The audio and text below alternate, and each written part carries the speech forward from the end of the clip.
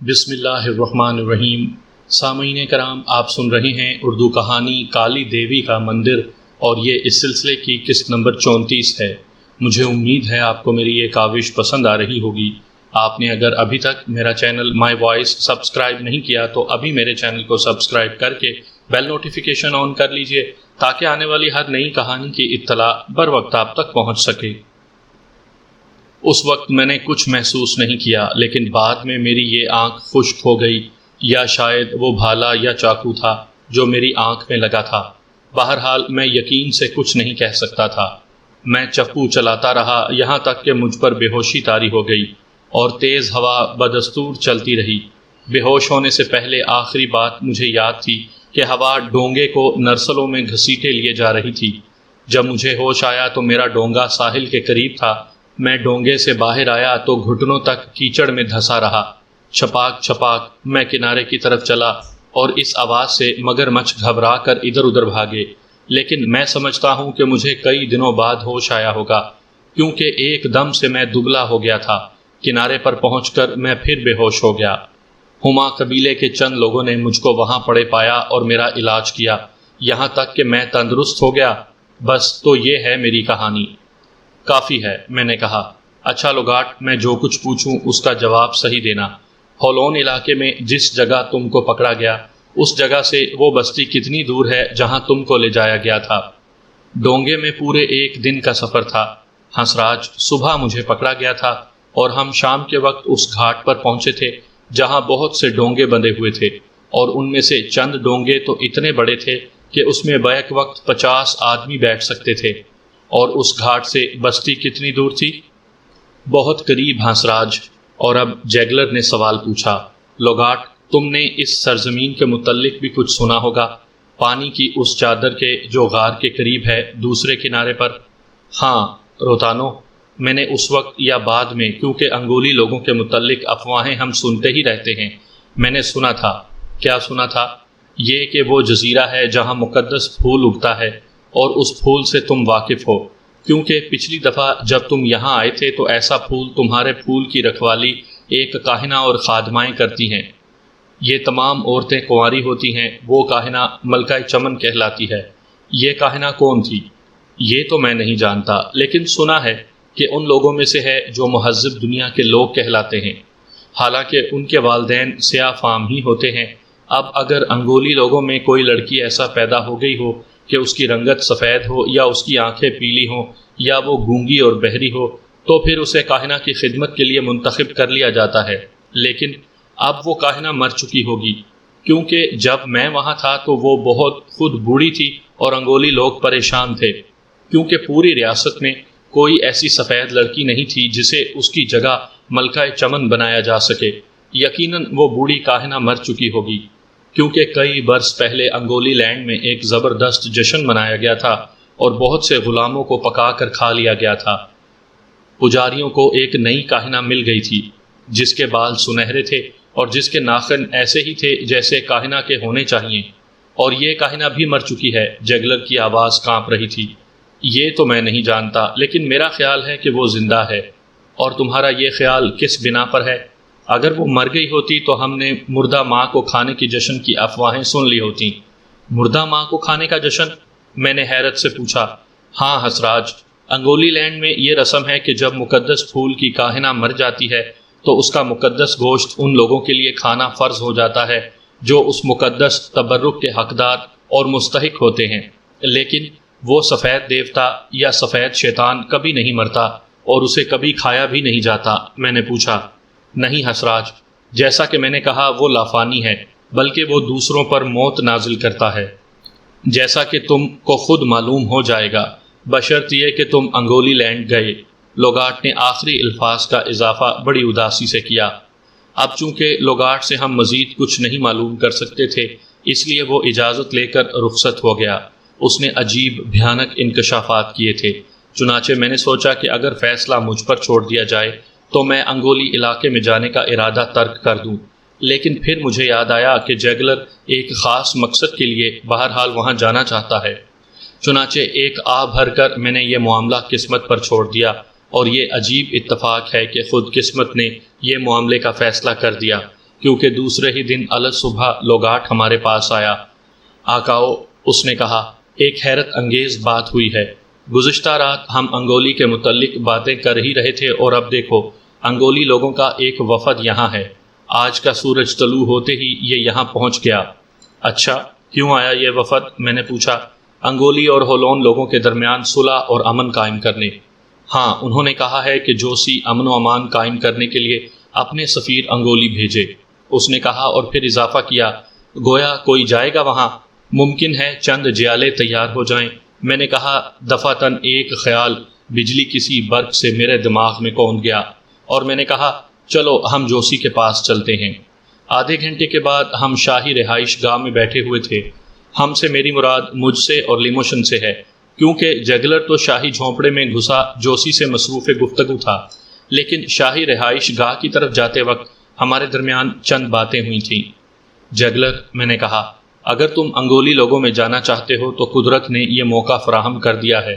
یہ بات تو یقینی ہے کہ ہولون لوگوں میں سے کوئی بھی انگولی لینڈ نہیں جائے گا، کیونکہ وہ ڈرتے ہیں کہ مبادا انہیں دائمی سکون مل جائے۔ اب چونکہ تم جوسی کے خون بدل بھائی ہو، اس لیے تم سفیر کے طور پر وہاں جا سکتے ہو اور اپنے عملے کے طور پر اپنے ساتھ ہمیں لے جا سکتے ہو۔ یہ بات میں نے پہلے ہی سوچ لی تھی۔ جگلر نے اپنی لمبی داڑھی پر ہاتھ پھیرتے ہوئے کہا۔ ہم بادشاہ کے چند مشیروں کے ساتھ بیٹھ گئے۔ تھوڑی دیر بعد ہی جوسی اور جگلر جھونپڑے سے باہر آئے۔ بادشاہ نے ہماری مزاج پرسی کے بعد حکم دیا کہ انگولی سفیروں کو حاضر کیا جائے۔ ان لوگوں کو فوراً حاضر کیا گیا۔ یہ لوگ بلند قامت اور رنگت والے تھے۔ ان کے خد و خال جاذب نظر تھے اور انہوں نے عربوں کی طرح سفید چوغے اور عبائیں پہن رکھی تھیں۔ ان کی گردنوں میں سونے یا تانبے کے توق اور کلائیوں میں اسی دھات کے کڑے پیر پڑے ہوئے تھے۔ مختصر یہ کہ یہ لوگ وضع قطع سے بڑے مروب کن تھے اور وسطی افریقہ کے باشندوں سے قطعی مختلف تھے۔ حالانکہ ان کی ذات میں کوئی خاص بات ضرور تھی کہ انہیں دیکھتے ہی میری ریڑھ کی ہڈی میں ٹھنڈک کی لہر دوڑ گئی اور مجھے گھن آنے لگی۔ ان کے بھال کرال سے باہر ہی ان سے لے لیے گئے تھے اور انہوں نے شاہ ہولون کو اس طرح سلام کیا کہ اپنے دونوں ہاتھ سینے پر باندھ کر کمر سے جھک گئے۔ کون ہو تم؟ جوسی نے پوچھا، اور کیا چاہتے ہو؟ میرا نام گریس ہے، ان کے سردار نے کہا، جو نوجوان تھا اور جس کی آنکھیں شعلہ بار تھیں۔ میں دیوتاؤں کا منتخب کردہ ہوں، اور جب وقت آئے گا، اور وہ وقت دور نہیں ہے، تو میں انگولی لوگوں کا ڈوئنو بنوں گا، اور یہ لوگ میرے خادم ہیں۔ میں یہاں دوستی کے وہ تحائف لے کر آیا ہوں جو باہر رکھے ہوئے ہیں، اور یہ تحائف میں دیوتاؤں کے کاہن شامبو کی ایما پر لایا ہوں۔ میرا تو خیال تھا کہ تمہارے دیوتاؤں کا کاہن ڈوئنو ہی ہے، جوسی نے کہا۔ نہیں، ایسا نہیں ہے۔ ڈوئنو انگولی کا بادشاہ ہے، جس طرح تم ہولون کے بادشاہ ہو۔ شامبو جو گوشہ نشین ہے اور جسے کبھی کبھی ہی دیکھا جا سکتا ہے، روحوں کا بادشاہ اور دیوتاؤں کی زبان ہے۔ جوسی نے افریقی انداز میں سر ہلایا اور وہ اس طرح کہ اس نے اپنی تھوڑی جھکانے کے بجائے اٹھا دی، اور شامبو نے کہا، تمہارے وقار، تمہاری شان اور تمہاری شرافت پر بھروسہ کر کے آیا ہوں۔ گویا اپنے آپ کو تمہارے اختیار میں دے دیا۔ تم چاہو تو مجھے قتل کر سکتے ہو، حالانکہ اس سے تم کو کوئی فائدہ نہیں ہوگا، کیونکہ میری جگہ اور بہت سے لوگ میری جگہ ڈوئنو بننے کے منتظر ہیں۔ میں انگولی نہیں ہوں کہ سفیروں کو مار کر کھا جاؤں، جوسی نے تنزیہ کہا، اور میں نے دیکھا کہ ان کے ان الفاظ نے انگولی سفیروں پر جھرجھری سی طاری کر دی۔ شال ہولون، یہ تم نے غلط کہا۔ انگولی صرف ان لوگوں کو کھاتے ہیں جنہیں دیوتا منتخب کرتا ہے۔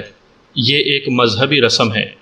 تم ہی کہو وہ انسان کو کیوں کھانے لگے جن کے پاس مویشیوں کی کوئی کمی نہیں ہے؟ یہ تو میں نہیں جانتا، جوسی غرایا، لیکن میرے دربار میں ایک شخص ایسا بھی ہے جو اس معاملے میں ایک مختلف ہی کہانی کہے گا۔ اور اس نے لوگاٹ کی طرف دیکھا، جو بے چینی سے پہلو بدل کر سمٹ گیا۔ گریس نے بھی اپنی شعلہ بار آنکھوں سے لوگاٹ کی طرف دیکھا۔ یہ بات سمجھ میں آنے والی نہیں ہے، گریس نے کہا۔ کوئی ایسے بوڑھے کو پسند کرے جس میں کچھ نہیں سوائے کھال اور ہڈیوں کے، لیکن اس بات کو ختم کرو۔ اے بادشاہ، میں تمہارا شکریہ ادا کرتا ہوں کہ تم نے وعدہ کیا ہے کہ ہمیں کوئی نقصان نہیں پہنچایا جائے گا۔ میں یہاں یہ درخواست لے کر آیا ہوں کہ تم ڈوئنو اور شامبو سے بات چیت کرنے کے لیے اپنے سفیر بھیجو، تاکہ انگولی اور ہولون لوگوں کے درمیان دائمی امن قائم رکھنے کی شرائط طے پائیں۔ ڈوئنو اور شامبو گفتگو کرنے کے لیے خود ہی ہمارے پاس کیوں نہیں آتے؟ جوسی نے کہا۔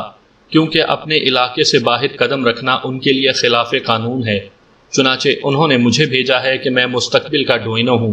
سنو، کئی نسلوں سے ہمارے اور تمہارے درمیان جنگ چلی آ رہی ہے۔ اتنے برسوں پہلے اس جنگ کا آغاز ہوا تھا کہ اس زمانے سے کوئی واقف نہیں سوائے شامبو کے، اور اسے بھی دیوتاؤں نے بتایا ہے کہ کسی زمانے میں یہ پورا علاقہ انگولی کے قبضے میں تھا اور ان کے صرف مقدس مقامات جھیل کے دوسری طرف تھے، اور تمہارے اجداد آئے اور انہوں نے انگولی پر حملہ کر دیا، بہت سوں کو قتل کیا، بہت سوں کو غلام بنایا اور ان کی عورتوں کو بیویاں بنا لیا۔ ڈوئینو اور شامبو کہتے ہیں کہ بس اب جنگ کے بجائے امن ہو جائے۔ جس جگہ بنجر زمین ہے وہاں پھول اور غلہ لہلہائے، بس اندھیرے کو جس میں لوگ بھٹک کر مر جاتے ہیں خوشگوار اجالے میں تبدیل کر دو، تاکہ انگولی اور ہولون اس اجالے میں ایک دوسرے کی گردن میں ہاتھ ڈال کر بیٹھیں اور ہنسیں اور بولیں۔ خوب کہا۔ گریس کی اس خوش بیانی سے متاثر ہو کر میں بول پڑا، لیکن جوسی ذرا بھی متاثر نہ ہوا، بلکہ اسے تو ان شاعرانہ تشبیہوں کی تہ میں فریب اور دھوکہ نظر آیا۔ ہمارے لوگوں کو پکڑ کر اپنے سفید شیطان پر بھینٹ چڑھانا ترک کر دو، اور اس کے بعد شاید 1-2 برس بعد ہم تمہارے ان الفاظ پر غور کریں جو شہد میں بھیگے ہوئے ہیں۔ وہ بولا، اس وقت تو ایسے ہی ہیں جیسے مکھیاں پکڑنے کا پھندا ہو۔ اس کے باوجود اگر میرے شہروں میں سے چند ایک اپنی جانوں کی پرواہ نہ کر کے شامبو اور ڈوئینو کی باتیں سننے کے لیے اور ان کے پاس جانے کے لیے تیار ہو جائیں تو میں بے شک انہیں روکوں گا نہیں۔ چنانچہ اے میرے مشیرو، اب کہو، لیکن ایک ساتھ نہیں بلکہ یکے بعد دیگرے، کیونکہ اسے ہی عزت بخشی جائے گی جو پہلے بولے گا۔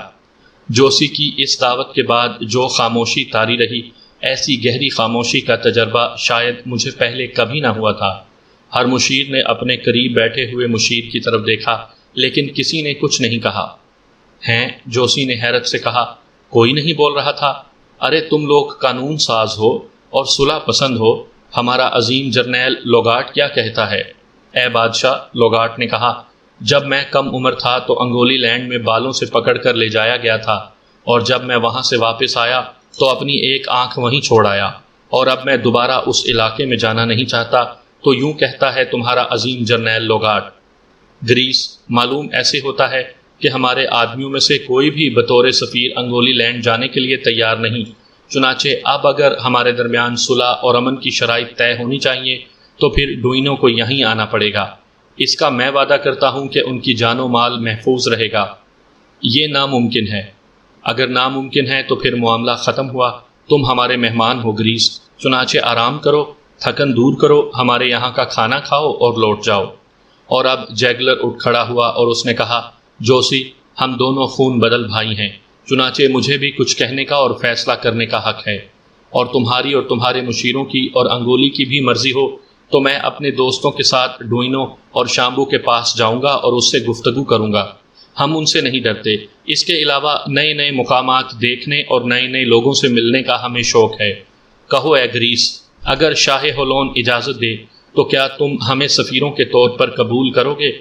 اپنے سفیر نامزد کرنے کا اختیار بادشاہ کو حاصل ہے، گریس نے جواب دیا، تاہم سفید فام آقاؤں کی ہولون لوگوں میں موجودگی کے متعلق سنا ہے اور مجھ سے کہا ہے کہ تم لوگ ہمارے ساتھ انگولی لینڈ میں آنا پسند کرو گے تو پھر ڈوئینو تم کو خوش آمدید کہے گا۔ البتہ جب یہ معاملہ شامبو کے سامنے پیش کیا گیا تو دیوتاؤں کی زبان نے یوں کہا، اگر مہذب دنیا کے لوگ چاہیں تو آئیں اور چاہیں تو دور ہی رہیں، اور اگر وہ آئیں تو پھر اپنے ساتھ وہ آہنی نلیاں خواہ چھوٹی بڑی نہ لائیں جن کے متعلق سنا گیا ہے کہ وہ گرج کے ساتھ دھواں اگلتی اور بہت دور سے موت نازل کرتی ہیں۔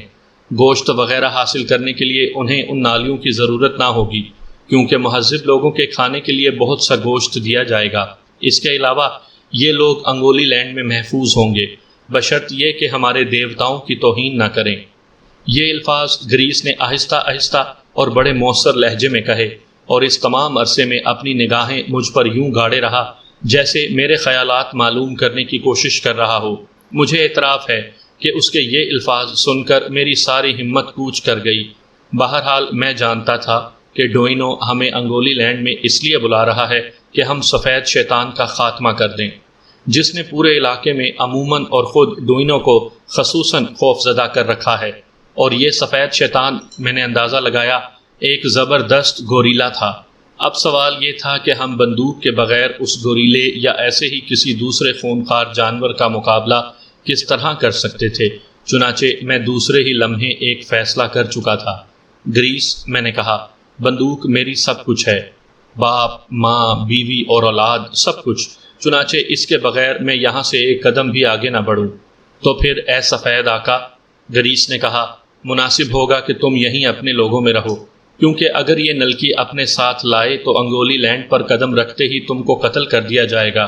اس سے پہلے کہ میں کوئی جواب دیتا، جگلر نے کہا، یہ تو قدرتی بات ہے کہ عظیم شکاری ہنسراج اپنی بندوق کے بغیر کہیں نہیں جا سکتا، کیونکہ بندوق اس کے لیے ایسے ہی ہے جیسے اندھے کے لیے لاٹھی۔ لیکن میری بات دوسری ہے۔ کئی برسوں سے میں نے بندوق استعمال نہیں کی، اور میں نے خدا کی مخلوق میں سے کسی کی جان نہیں لی سوائے چند تتلیوں کے۔ چنانچہ میں تمہارے ملک میں آنے کے لیے تیار ہوں اور اپنے ساتھ کچھ نہیں لاؤں گا سوائے اس چیز کے۔ اس نے تتلیاں پکڑنے کے لیے اس جال کی طرف اشارہ کیا جو اس کے پیچھے باڑ سے لگا کھڑا تھا۔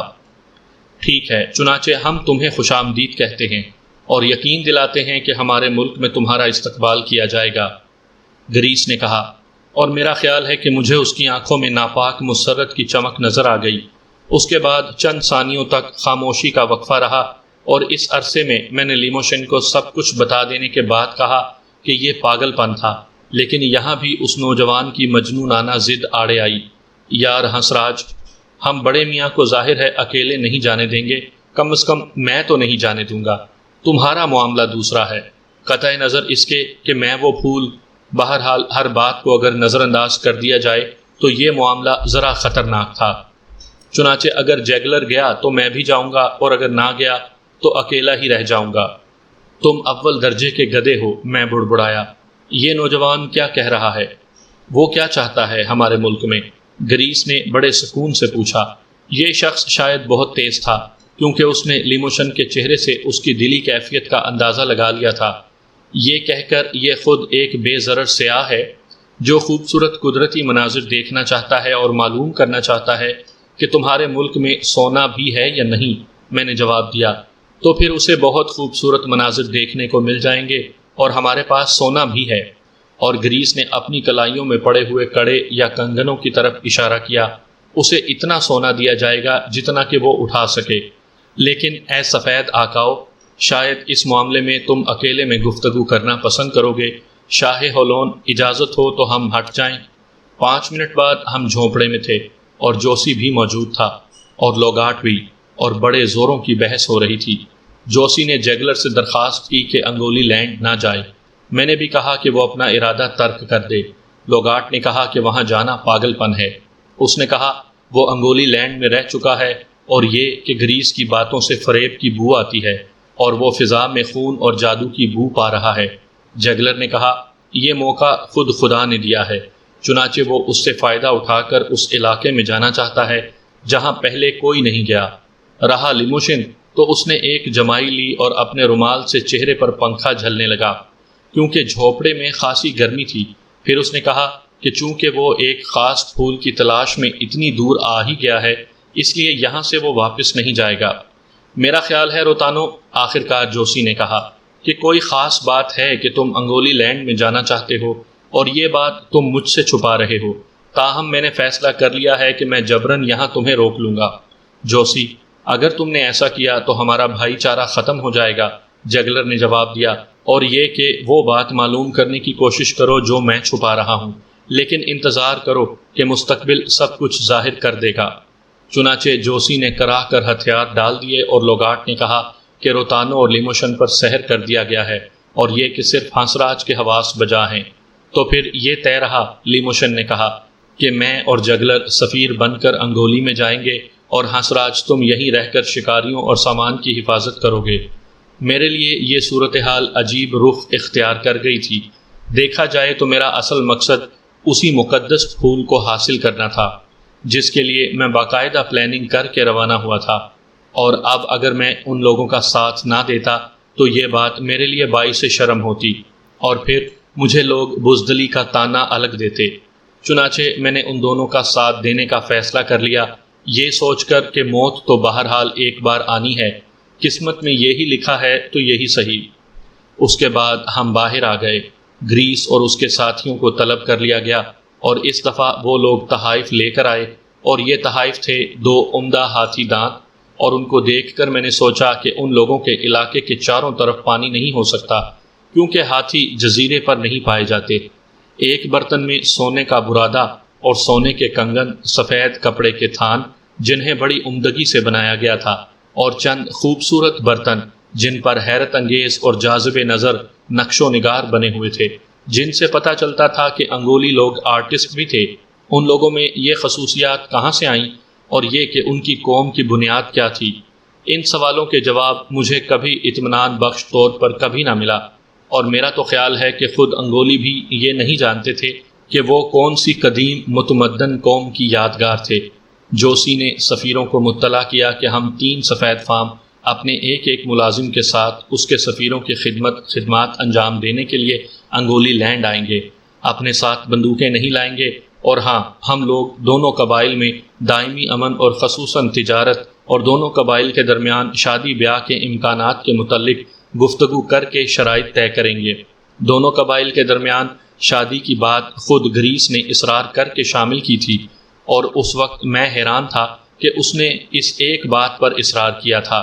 گریس نے اپنے بادشاہ ڈوئنو اور روحوں کے بادشاہ شامبو کی طرف سے وعدہ کیا کہ ہمیں بحفاظت انگولی لینڈ تک لے جایا جائے اور واپس پہنچا دیا جائے گا، لیکن اس کی شرط یہ ہے کہ ہم ان کے دیوتاؤں کی توہین نہ کریں، اور اگر ہم نے ایسا کیا تو پھر وہ لوگ ہماری حفاظت سے دستبردار ہو جائیں گے۔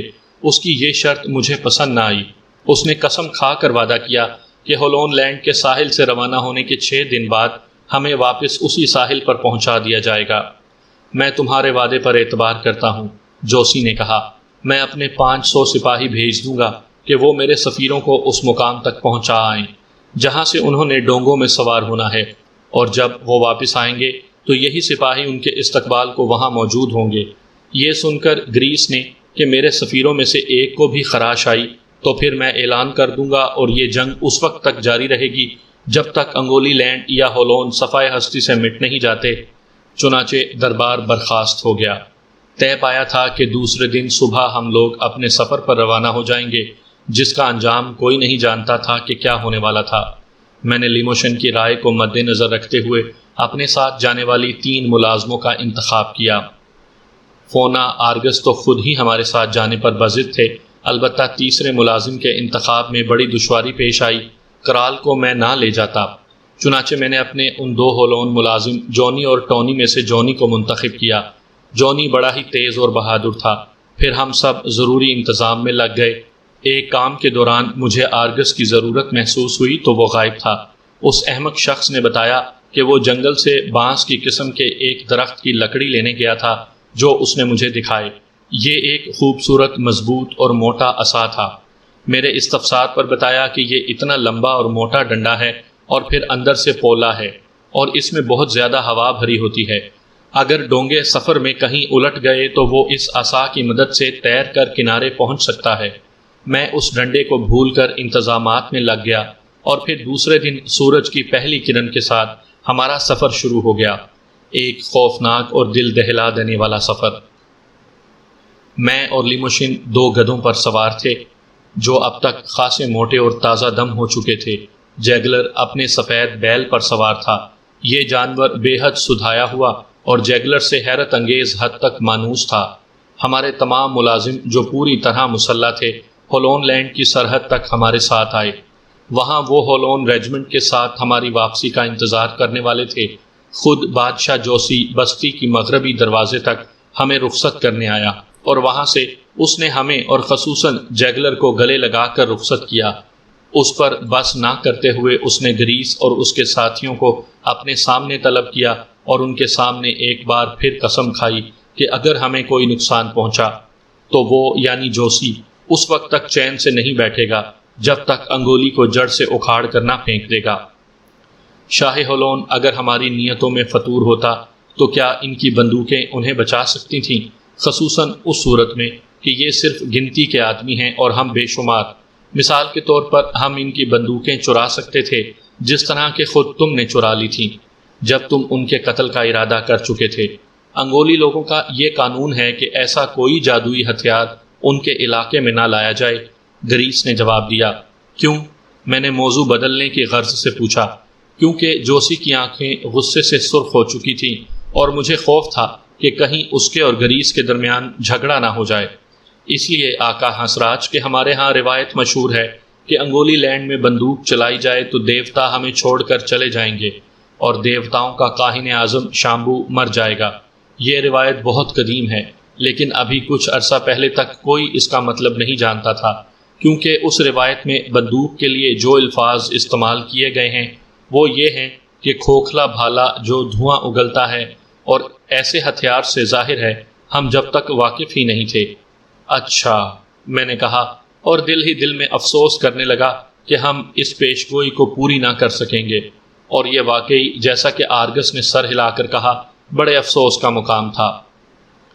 شناری ٹاؤن سے جو سطح مرتفع پر واقع تھا، روانہ ہو کر ہم 3 دن تک ڈھلان اترتے رہے اور اس جھیل کے کنارے پہنچ گئے جو توری کہلاتی تھی۔